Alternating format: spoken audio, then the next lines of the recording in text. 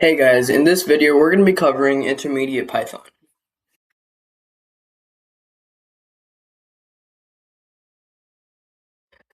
So first off, we're just going to review some of the fundamentals of Python. So these are the basic data types for Python. So first up we have a character. We also have a string, an integer, a boolean, a double, and a float. Now, if you don't remember what these are, we are going to cover them. First up is a string. It is a sequence of characters. Remember that character is also one of the data types. So, and they're always enclosed in quotes. These types of quotes work, or these types of quotes work. You can use either one interchangeably. If you're using multi-line quotes, you can use triple of either type of quotes too.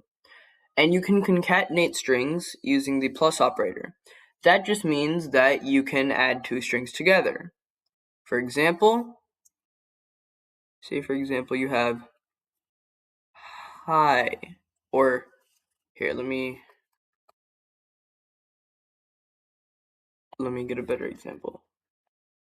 Let's just take binary. Let's just take binary,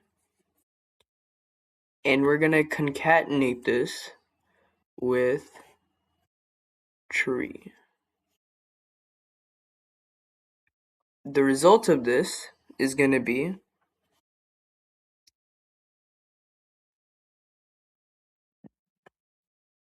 binary tree.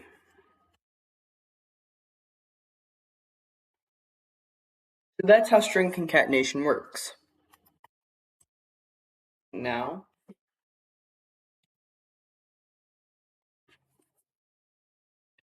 we have integers. So integers work as whole numbers.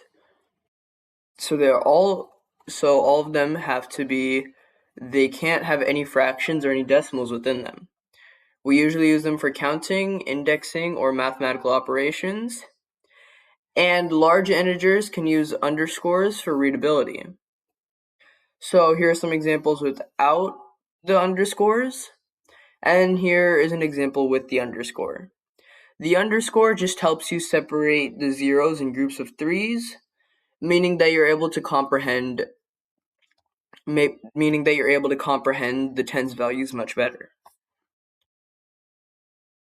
Now, quick check. You can pause this video real quick and take a guess on which out of these, which one can be characterized as an integer. Pause the video and take your guess. I'm going to be starting in 3, 2, 1.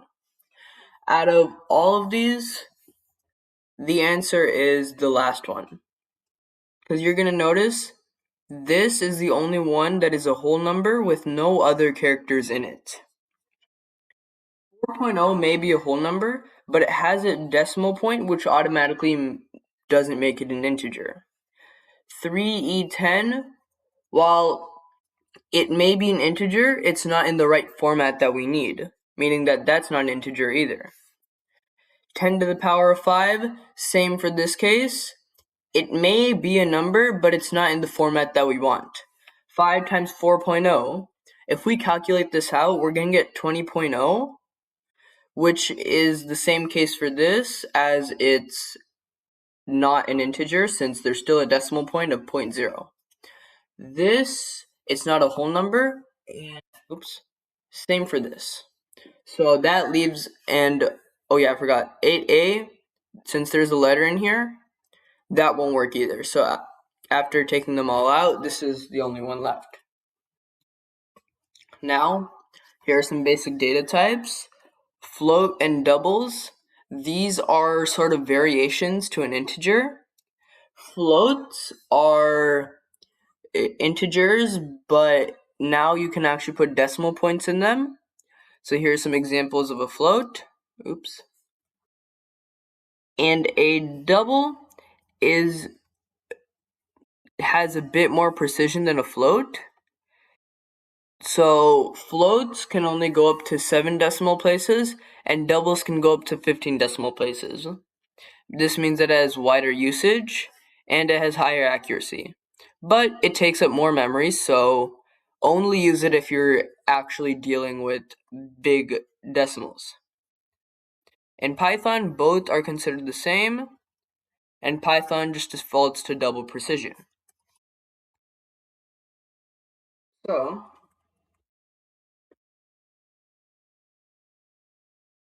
we'll skip that for now. Now, another basic data type is a character. You're going to notice that a character is similar to a string, but there's only one character in here. So, strings are basically just a series of characters, and so let's just say hello.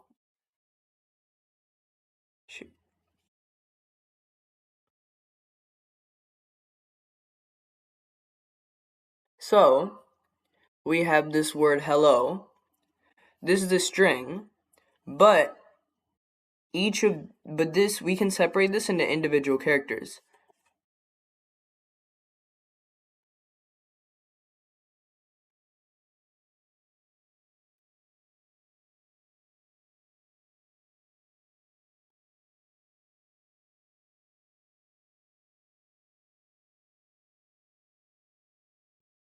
This would be hello separated into individual characters.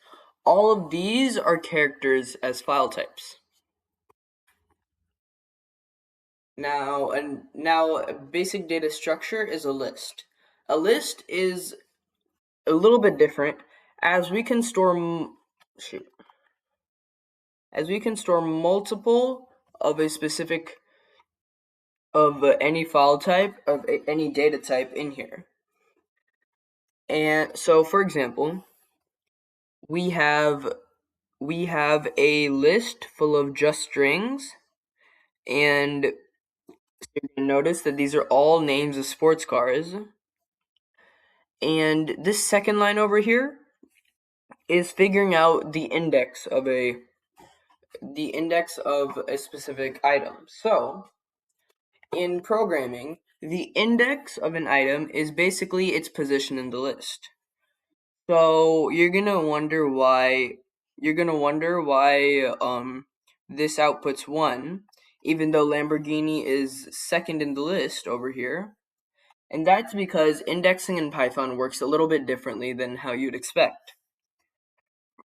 Ferrari starts off as 0, Lamborghini is 1,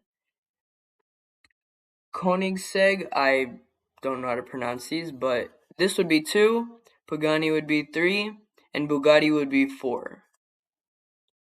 So instead of starting with 1 for indexing, Python indexing starts with 0. So that's why here the index of Lamborghini is 1. A dictionary is sort of like a list, but instead of keeping track of a list of items, instead it keeps track of correlations or key value pairs. This means that name Alex, level 10, and active true. So instead of having the index of an item, we get a specific key. And we can name that key however we like,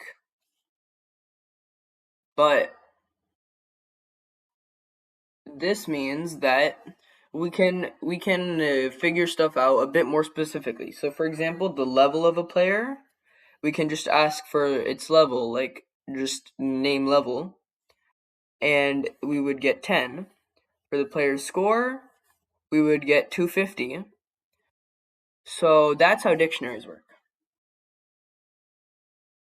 Now, here, actually, I forgot to mention, here we're actually creating a new key value pair. we're adding another thing to the dictionary. So this would become, let's get rid of this. This would become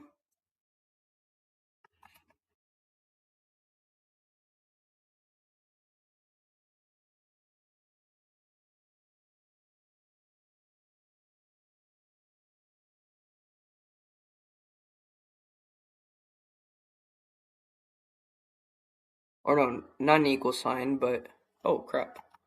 Here, let's just restart. I think my pen's bugging out. But the score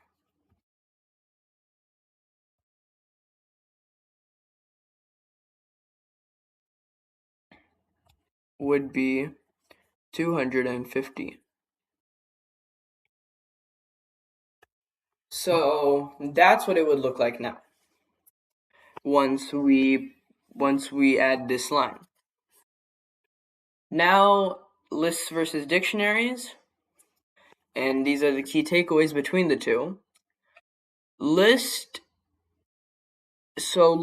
are a little bit less efficient on lookup time compared to dictionaries, and both are mutable. Both maintain insertion order as the newest Python update, but their key difference, other than their lookup time, is how they work. So here we can only look them up by their index. Here we can look them up by a unique key because we defined each point as a key. And this is how that time complexity notation, this is how it works.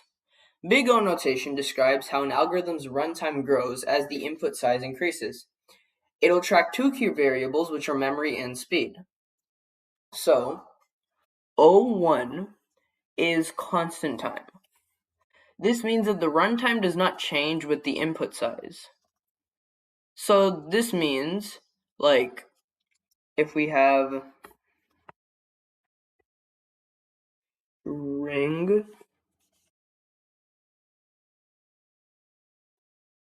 equals to high, and we try to print that,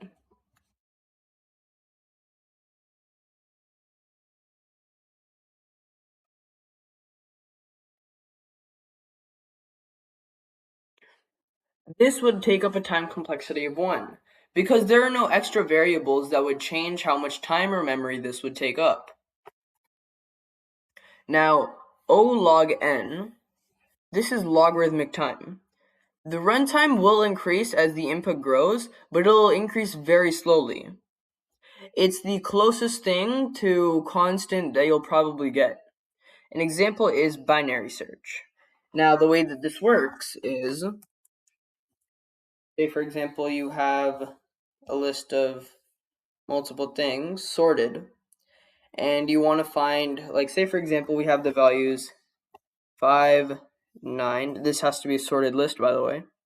5, 9, 10, 18, 22. And you want to find like 9 among the list. What you would do is first look in the middle, and this doesn't work.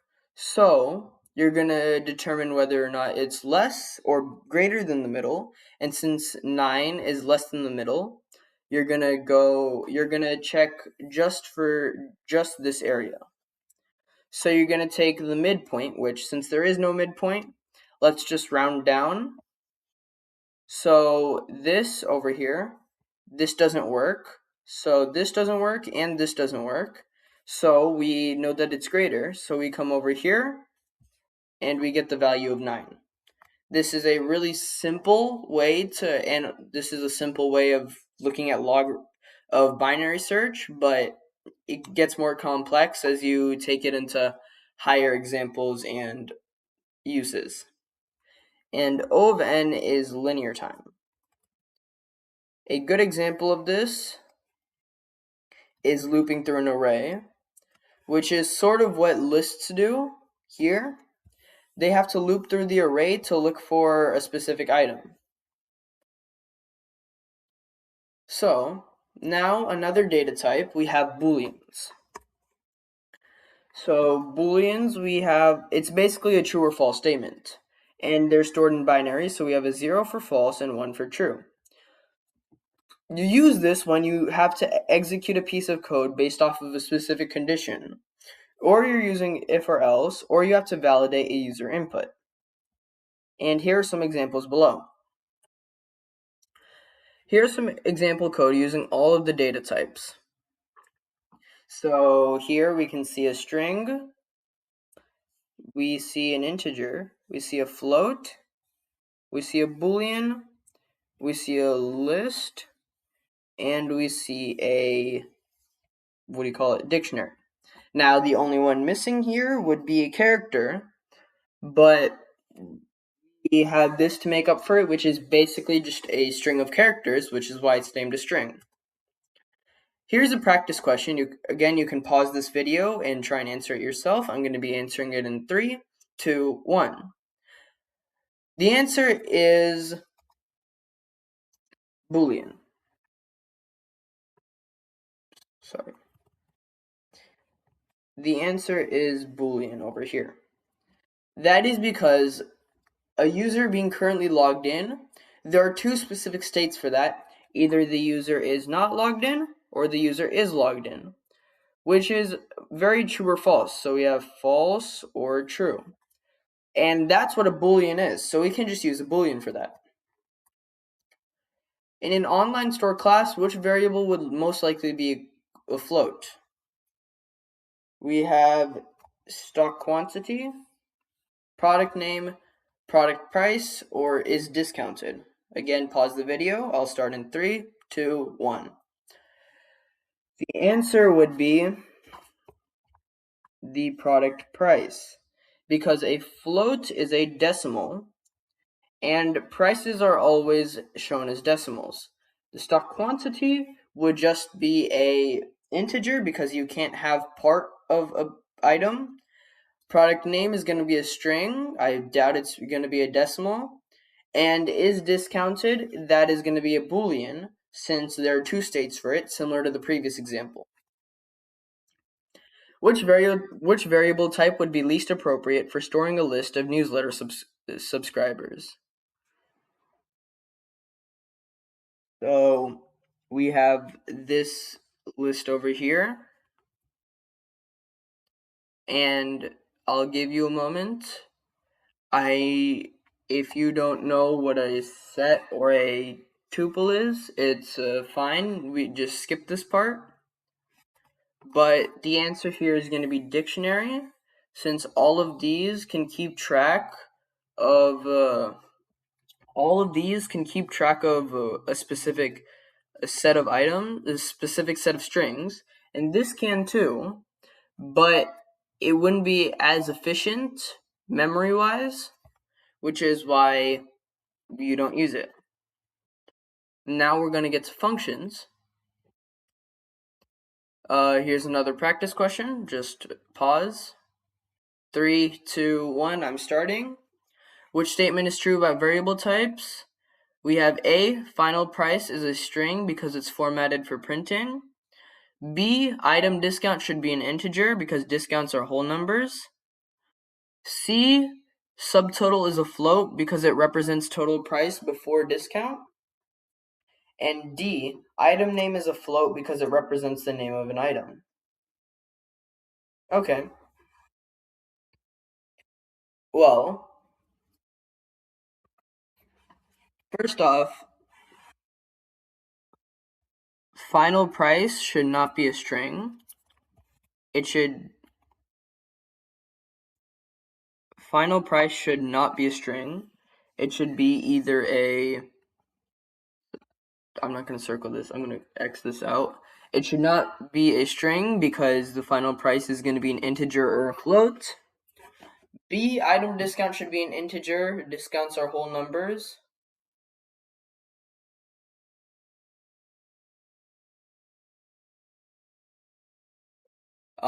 Sorry. This is not necessarily true because you can have fractional discounts.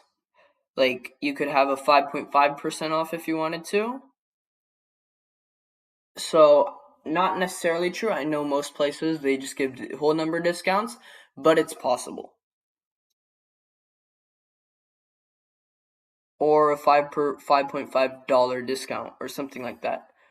C, subtotal is a float because it represents total price before discount.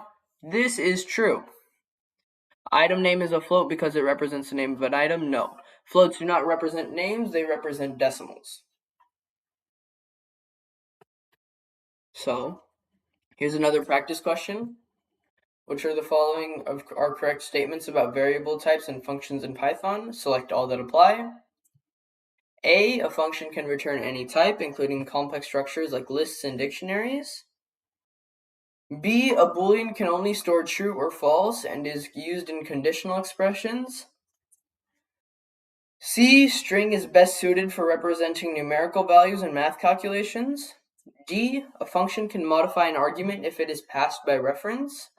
E, integers can store floats, it rounds to the nearest integer. And F, lists are mutable, its elements can be changed after creation. So I'll give you a second. So, let's take this one by one. First off, A function can return any type, including complex structures like lists and dictionaries. This is true because functions, using the return part of a function, you can return any data type you want. B, a boolean can only store true or false and is used in conditional expressions. This is also true. That is primarily what a boolean is used for. C, strings are best suited for representing numerical values in math calculations. This is not true. Strings are best suited to show like words or stuff that can't be represented as other data types. D, a function can modify an argument if it is passed by reference. Yes, this is true, because in that case it won't be a local variable, it'll be a global variable, meaning that it can modify that argument. E, integers can store floats. It rounds to the nearest integer. Yes, this is true. If you turn a float into an integer, it'll round to the nearest integer. F, lists are mutable. Its elements can be changed after creation. This is also true. As shown in a previous slide, let me find that. Lists are mutable. So, now here are our last thoughts. I'd recommend that you review the practice questions in the slides. Reach out if you have any further questions, and look out for midweek practice resources or more complex applications of today's topics. Thank you for watching, and I hope you have a great day.